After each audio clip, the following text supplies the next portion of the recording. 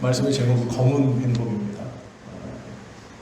검은 행복은요, 윤미래라는 여성 래퍼가 작사, 작곡하고 불렀던 그런 노래입니다. 예전에 프로그램 중에 판타스틱 듀오라는 프로그램이 있었습니다. 이게 어떤 프로그램이냐면요, 가수와 일반인이 이렇게 함께 짝이 되어서 노래를 부르는 겁니다. 그렇게 경연하는 건데요. 가수로 나온 사람이 윤미래 씨였어요. 아시는 분이 있는지 모르겠지만 윤미래라는 여성은 혼혈입니다. 아버지는 미군 흑인이었고 어머니는 한국인이었습니다. 이 흑인과 한국인 사이에서 태어났고, 이 윤미래라는 여성은 피부는 까맣고 어린 시절은 흑인 여자아이처럼 생겼었습니다. 그래서 그 혼혈이라는 차별을 받고 그 차별 속에서 성장을 했습니다. 그리고 나서 자기가 성인이 되어서 자신의 삶을 노래한 것이 검은 행복입니다. 그럼 가만히 한번 생각해 볼 수 있어야 돼요. 검은 슬픔이 맞죠. 왜냐하면 혼혈이었기 때문에 당했던 서러움, 차별, 그 아픔, 그 슬픔, 그것을 노래했습니다. 그러면 검은 슬픔, 이렇게 하는 게 맞는데 노래의 제목이 검은 행복입니다. 이 윤미래 씨와 짝으로 나온 사람은 자신의 본명을 밝히진 않고 가명으로 옥타팡 스피커라는 이름으로 나왔습니다. 그래서 이 검은 행복이라는 노래를 같이 부르는데요. 이 여성도 예사롭지 않은 삶을 살아가고 있는 사람이었습니다. 18살에 어머님이 돌아가시고 소년 가장이 되었습니다. 아버지는 그럼 어떻게 됐길래 소녀 가장이 되었냐? 아버지는 파킨슨 병으로 언제 돌아가실지도 모르는 상태였습니다. 어머님이 가정 경제를 이끌어 가시다가 18살에 그 어머님이 돌아가시고 어느 날 하루아침에 소녀 가장이 돼서 파킨슨 병으로 언제 돌아가실지 모르는 아버지를 병간호하면서 옥탑방에서 움직이지도 못하는 그 아버지를 모시고 사는 사람이었습니다. 기초생활수급자로 하루하루 삽니다. 이 윤미래 씨와 이 옥타팡 스피커라는 여성이 한 팀이 되어서 검은 슬픔이 아니고 검은 행복이라는 노래를 부릅니다. 이 사연들이 방송을 타고 또 이들이 노래를 참 잘 불렀습니다. 근데 그 노래는 검은 행복이었지만 듣는 사람들의 마음을 이렇게 슬프게 하기에 충분했죠. 이들의 사연이 예사롭지 않았기 때문입니다. 그런데 이 노래가 막 방송될 때요, 그 밑에 자막이 하나 딱 나왔어요. 어떤 자막이 나왔냐면, 내가 선택하지 않은 것들이 나를 슬프게 할 때라는 거예요. 내가 선택하지 않은 것들이 나를 슬프게 할 때, 혼혈이라는 것을 선택하지 않았는데 그것이 나의 삶을 슬프게 합니다. 소년 가장이라는 것을 선택하지 않았는데 소녀 가장이라는, 내가 선택하지 않은 그 삶이 나를 누르고 슬프게 합니다. 그때 어떻게 할 거냐라는 것이죠. 오늘 본문의 주인공은 히스기야입니다. 히스기야는 다윗 이후로 다윗처럼 하나님 앞에 온전하려고 노력했던 그런 왕입니다. 문제는 히스기야가 통치했던 이 시대에도 이스라엘 백성들은 여전히 우상을 숭배하고 있었습니다. 히스기야는 하나님 앞에 온전하려고 노력했고 이스라엘 백성들을 하나님 앞으로 끌고 가기 위해서 많은 고심을 했습니다. 그리고 히스기야는 자기 자신을 하나님 앞에 온전히 행할 수 있도록 노력했던 왕입니다. 그래서 다윗 이후로 가장 하나님 앞에 온전하려고 했었고 하나님께 인정받는 그런 왕입니다. 그런데 어느 날 하루아침에 람사기가 쳐들어옵니다. 아수르의 군대 대장입니다. 이 람사기가 쳐들어와서 뭐라 그러냐면 이스라엘을 위협하고 위기에 빠뜨리고 다 죽이고 다 무너뜨리겠다고 말합니다. 히스기야가 우상 숭배를 하고 문란하게 살고 자기가 왕이라고 일반 백성들을 핍박하고 이런 압박하고 했다면 당연한 결과죠. 억울하진 않죠. 그런데 자기 자신은 하나님 앞에서 온전하려고 했었지만 백성들이 여전히 우상 숭배하고 백성들이 하나님을 떠났습니다. 하필 자기가 왕입니다. 그런데 그 상황 속에서 아수르의 군대가 쳐들어오고 이스라엘을 멸망시켜버리겠다. 그리고 그것에 앞세워 온 장군이 람사게입니다. 전쟁에 능통하고 그 나라에서 가장 용맹하다고 하는 대전군입니다. 예루살렘 성을 둘러싸고 이 람사게는 이 이스라엘을 멸망시켜버리겠다고 호언장담합니다. 히스기야가 선택한 것이 아니죠. 그의 행동의 결과가 아닙니다. 내가 선택한 것이 나를 힘들게 할 때 어떻게 해야 하는가? 오늘 말씀은 그것입니다. 선택하지 않은 일로 내가 어렵고 걱정과 근심, 압박을 받을 때, 우리가 선택하지 않은 경제적 어려움, 부모, 신체적 장애, 질병, 이 모든 것이 나를 어렵게 할 때, 내가 선택한 것으로 인하여 아프다면 당연하다고 받아들일 수 있고 그래 어쩔 수 없지 할 수 있지만, 내가 선택하지 않은 것으로 인해서 삶이 고통스럽다면 과연 어떻게 해야 하는가라는 거죠. 이럴 때 우리는 어떻게 해야 하는가라는 것이죠. 먼저는 억울하지만 원통하지 않기 위해서 저항해야 합니다. 포기하면 안 되고 자포자기하면 안 됩니다. 나는 어쩔 수 없어. 내 삶은 어쩔 수 없어. 저항 없이 내 환경과 여건을 받아들인다면 억울함이 나의 것이 되고 그 억울함이 원통함이 됩니다. 그러기에 분노가 일고 원망이 일고 마음의 저주가 일고, 그래서 처음에는 내 바깥을 원망하고 저주하고 분노하다가 나중에는 자기 자신을 원망하고 저주하고 분노합니다. 그리고 나서 내가 선택하지 않은 이 결과, 이 억울함이 나인 것처럼, 내 것인 것처럼 떨쳐낼 수 없는 것처럼 살아갑니다. 이것이 자포자기하며 살아가는 것이죠. 나는 환경이 이래서, 나는 무엇이 이래서, 지금 내 상황은 이래서 라는 것이죠. 그것이 우리의 삶의 핑계거리가 되면 안 됩니다. 억울하지만 원통하지 않기 위해서 저항해야 합니다. 히스기야는 람사게의 말을 듣고 저항을 시작합니다. 어떻게 저항합니까? 옷을 찢습니다. 이것이 저항입니다. 이것이 몸부림입니다.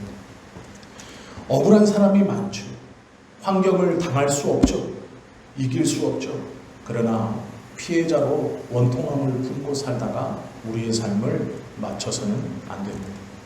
복음은 놀랍게도 그런 억울함을 품은 사람들이 원통하게 삶을 마치지 않도록 하는 것이 복음입니다.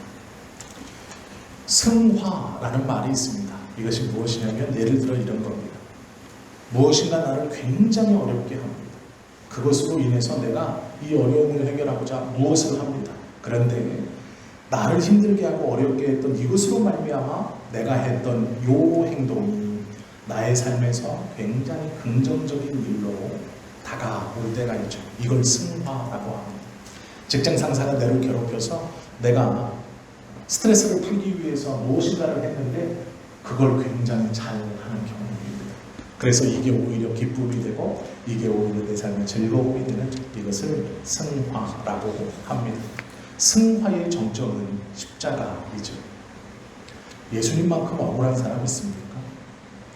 죄가 없고 잘못을 안 했는데 모든 사람의 죄를 짊어지고 가셨던 그 정점이 십자가입니다. 예수님처럼 억울하고 예수님처럼 분할 수 없죠. 내가 무슨 잘못을 했고 내가 무슨 행동의 결과라면 그래요. 그럴 수 있지만 그렇지 않죠. 십자가는요, 모든 억울한 사람들이 바라봐야 하는 그러한 모형입니다. 모든 원통한 사람들이 십자가를 알아야 돼요. 왜요? 십자가만큼 억울하고 십자가만큼 원통한 일이 없기 때문이죠. 억울하고 원통한 사람들이 예수님을 알아야 하는 이유는 예수님만큼 억울하고 원통한 삶을, 그 삶의 결과를 맞이한 사람이 없기 때문입니다.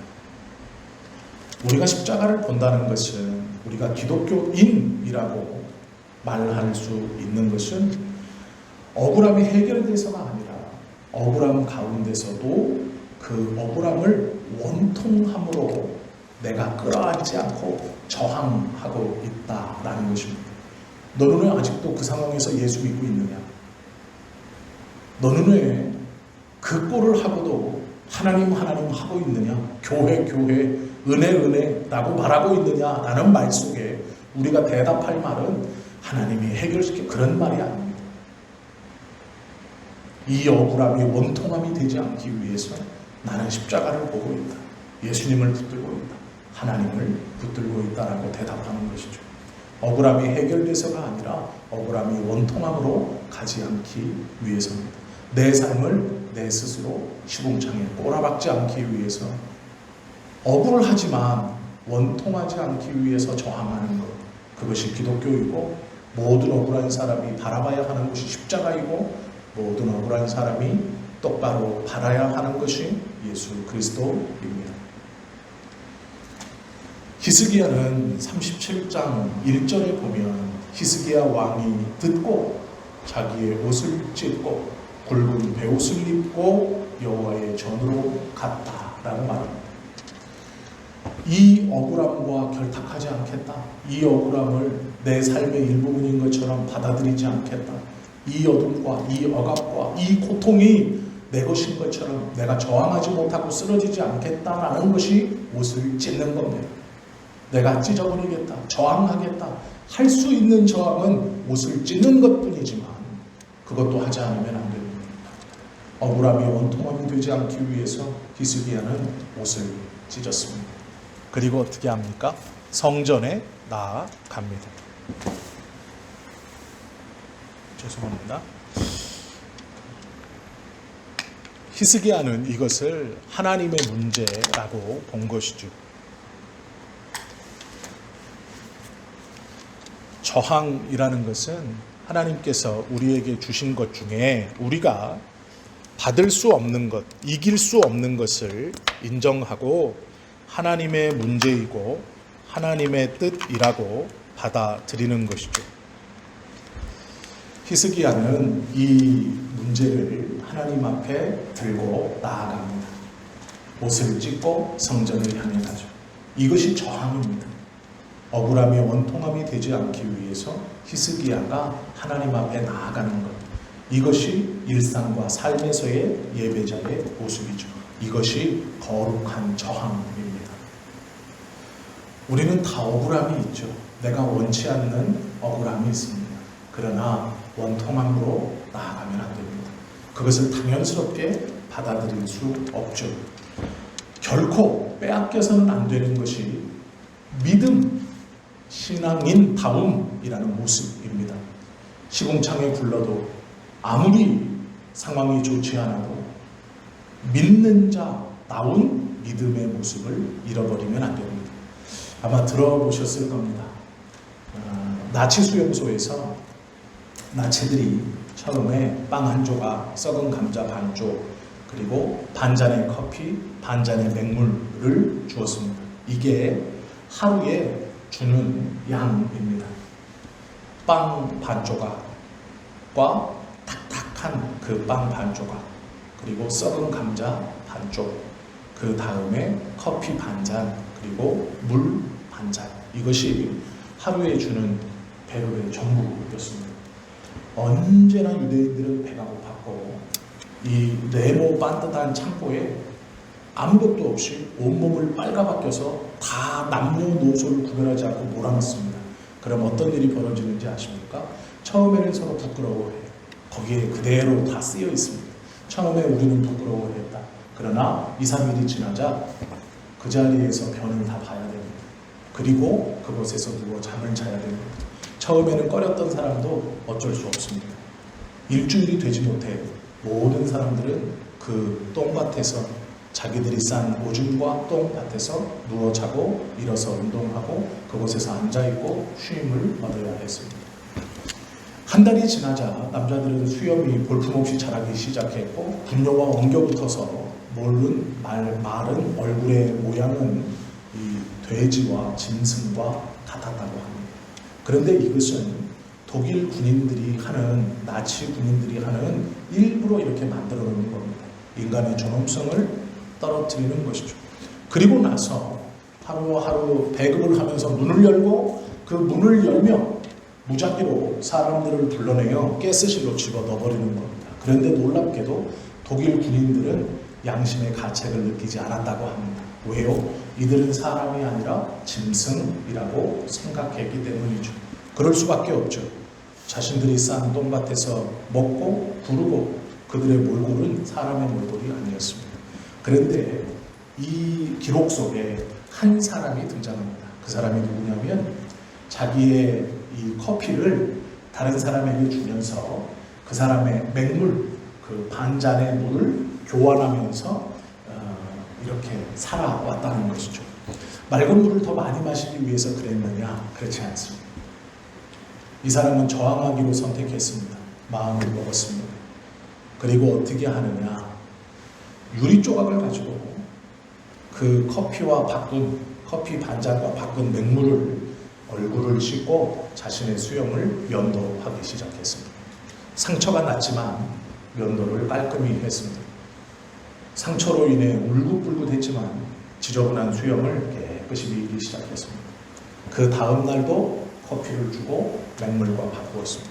그리고 또 얼굴을 씻고 면도를 했습니다. 그리고 독일인들이 문을 열고 들어올 때마다 제일 앞에 서서 그 독일인들을 똑바로 쳐다봤습니다. 처음에는 무엇인가 의아해하던 독일인들이 나중에는 이 사람의 눈을 피하기 시작합니다. 왜 그런 줄 아십니까?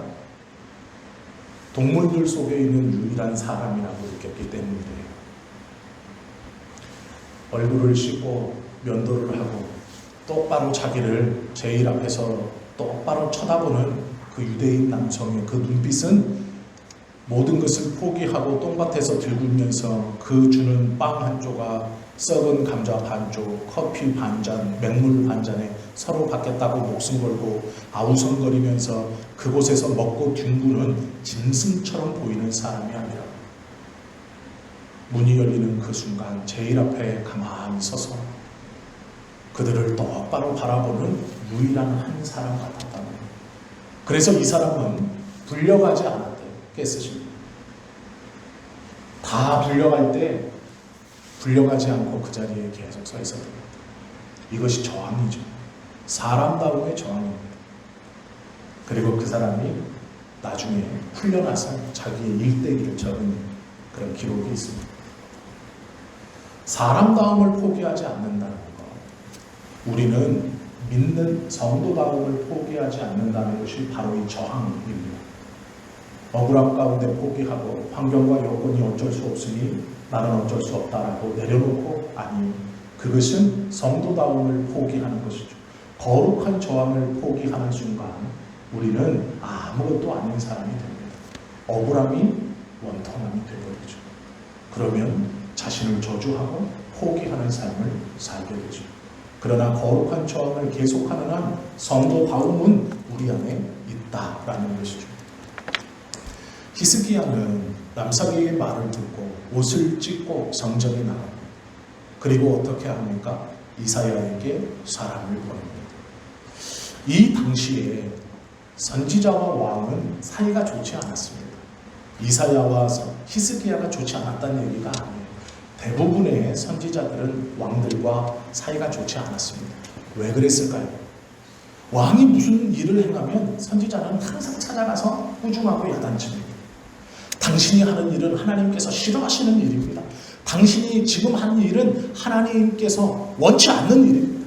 당신이 하는 행동은, 결정은, 말은 하나님께서 싫어하시고 좋아하지 아니하시고, 하나님이 저에게 말씀하셨는데 당신은 무엇을 잘못했고 지금 무엇은 잘못하고 있습니다. 선지자는요 계속 지적하는 사람입니다. 잘못했다고. 그러니 왕들의 입장에서 선지자가 달갑지 않죠. 반갑지 않죠. 자기가 숨기고 싶은 죄야. 다윗이 죄를 짓고 선지자 나단이 와서 꾸중했을 때 다윗처럼 인정하고 눈물을 흘리면서 고백하는 사람 많지 않습니다. 왕궁의 출입을 금지시키거나 내쳐버리면 됩니다. 그만한 권한과 힘이 있는 것이 왕입니다.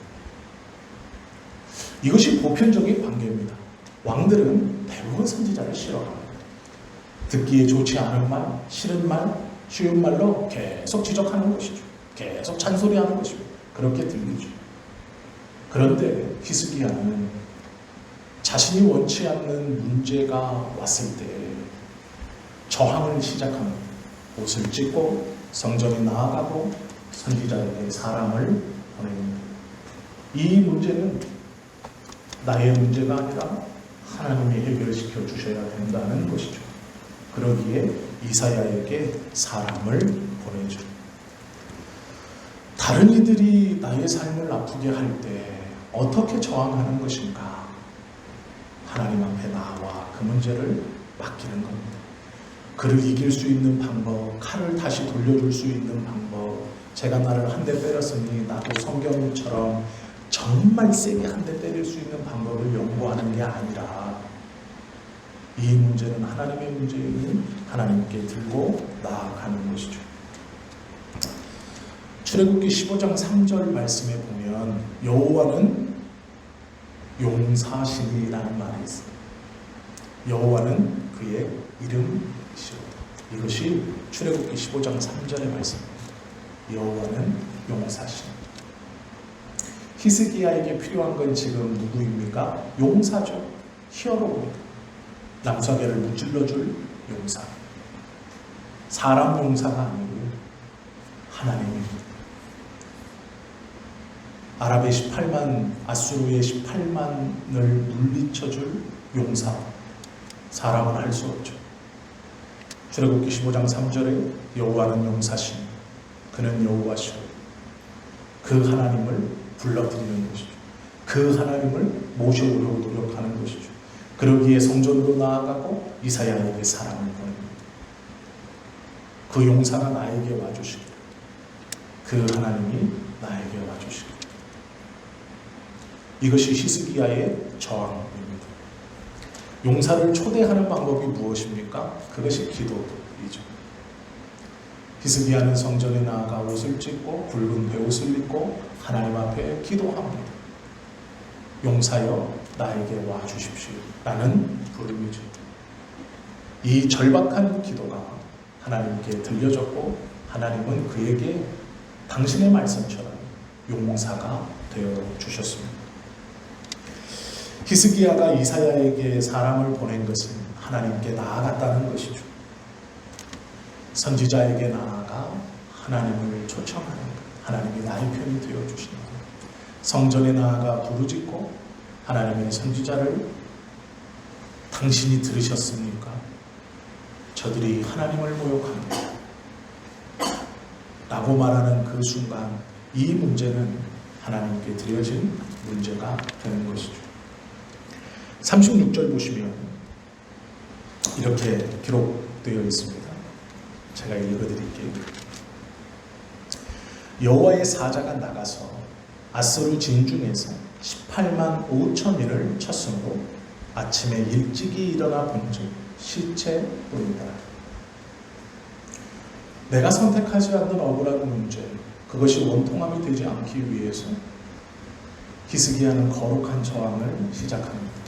옷을 찢고 성전에 나아가고 선지자 이사야에게 사람을 보내요. 이들이 하나님을 조롱하고 이들이 하나님을 없수히 여기고 있습니다 라고 말하죠. 내가 선택하지 않은 억울함, 내가 선택하지 않은 고통과 압박 속에서 어떻게 그 문제를 벗어날 것인가? 부르짖음을 통해, 기도를 통해 하나님을 내 삶으로 모셔오는 것이죠. 기도함으로 용사이신 하나님이 나 대신 이들과 싸워 주시기를 맡기는 것이죠. 그때 하나님께서 그들의 진중 가운데 다니셔서 그들을 치시고 18만 5천 명을 죽입니다. 문제를 해결해 주시죠. 이것이 억울함이 원통함이 되지 않는 저항입니다. 믿음이 무엇입니까? 이 저항이 있어야 하고 이 저항을 잘 하는 것이 믿음의 사람입니다. 검은 슬픔이 아닌 검은 행복이라는 이 가사에 이런 내용이 있습니다. 내 삶이 미울 때 음악이 나를 위로해주고, 세상이 미울 때 음악이 나를 일으켜주고, 그 힘든 삶의 자리에 음악이 있었네, 이런 말이 있어요. 이거는 이제 윤미래 씨가 자신의 삶, 윤미래 씨가 어떻게 이 노래를 부르냐면, 까만 얼굴이 신어서 비누로 자신의 얼굴과 손을 수백 번을 씻었다라고 고백하는 현실적인 아픔과 어려움이죠. 자신의 이 차별에 어린 시절 어떻게 저항할 수 없었던, 그가 할 수 있는 유일한 길은 비누로 손과 발을, 얼굴을 수백 번씩 씻는 것이었습니다. 그러면 하얘지지 않을까? 그러나 그것은 문제 해결이 안 되죠. 그러나 이 윤미래 씨는 검은 슬픔이라고 하지 않고 검은 행복이라고 노래하면서, 그때 내가 나를 미워할 때, 세상이 미워질 때, 모든 것을 포기하고 싶을 때 음악이 있었대요. 우리는요, 말을 좀 바꿔봅시다. 내 삶이 미워질 때 기도가 있으면 기도가 나를 위로해주고, 세상이 미울 때 기도가 나를 일으켜주고, 그 힘든 삶의 자리에 기도가 있었다 라면 억울함이 원통함이 되지 않는다라는 것이죠. 이것이 꼭 기도만은 아니죠. 하나님의 은혜일 수도 있고, 복음일 수도 있고, 하나님께서 우리에게 베풀어 주신 그 무엇일 수도 있습니다. 우리 스스로 저항하고 부딪히면 억울함은 원통함이 됩니다. 이길 수 없어요. 그러나 거룩한 저항, 하나님께서 원하시는 그 저항, 그 믿음을 가지고 있으면 억울함은 원통함이 되지 않습니다. 하나님께서 그 억울함이 원통함이 되지 않도록 바꾸어 주실 것이기 때문에 그렇죠. 복된 주일입니다. 또 이제 한 주를 살아가셔야 하죠. 선택하지 않은 억울한 일을 만나실 수 있어요. 어떻게 반응하시겠습니까? 자포자기하거나 포기하거나, 내 스스로 이겨보려고 애쓰고 힘쓰다 결국 나가 떨어지거나. 아니요. 오늘 말씀을 우리가 함께 나누었으니 이 히스기야처럼 내가 선택하지 않은 일로 억울함을 당할 때 하나님 앞에 기도함으로 모든 것을 맡기고, 하나님께서 용사이신 그분께서 내 삶에 오셔서 하나님, 내가 간절함으로 기도하는 이 문제를 해결시켜 주실 분이심을 믿습니다. 끝까지 주님을 신뢰합니다. 그 믿음으로 승리하셔서 다음 주 함께 기쁨으로, 평안함으로 함께 예배를 드리실 수 있는 우리 모두가 되실 수 있기를 예수님의 이름으로 축원합니다. 기도드립니다.